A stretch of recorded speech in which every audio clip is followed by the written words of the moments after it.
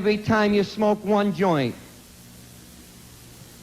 it takes approximately 4 months from one rotten, stinking joint for all of the THC and chemicals that come out of your body. You know what that means? That for 4 months, if you never smoke another joint after today, and you smoked this morning, you are not drug-free for the next 4 months. While it's in your body, what does it do? I'm going to give you 3 things. I can give you 43 things.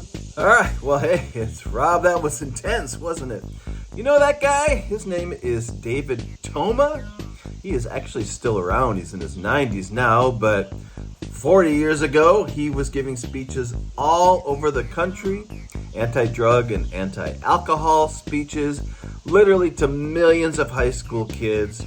If you were in high school like I was in the 80s and maybe even later, 90s, who knows, you may have seen David Toma at your school. He may have come to your school to give this speech. I know at my school he came, he gave the speech to kids during the day. Then I think he sat in a room and could talk privately with kids if they were having issues with drugs, alcohol, that kind of thing. And then at night I think he came back to talk to the parents and gave a speech to the parents.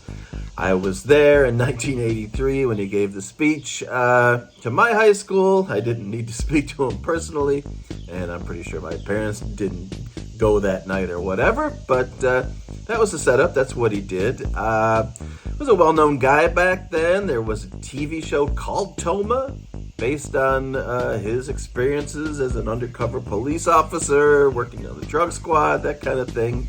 I think that was 73 and 74. And then supposedly the character Beretta is based on him, and he's written books and all this kind of stuff. But if you're my age, you may have seen Toma. Now the amazing thing is, and I'm going to put up a bunch of pictures after this, Toma spoke at my school, and I just happened to be digging around on YouTube as I do, and there was the actual speech of the thousands of speeches that Toma gave. The actual speech that I attended in 1983 was recorded by our local Detroit station, WDIV, and somebody posted it, so it's out there, and amazingly, I see all these students I know in the audience, because not only did they, capture Toma's speech, but they have cameras pointed back at the audience too, so I'm going to show you some of those folks too.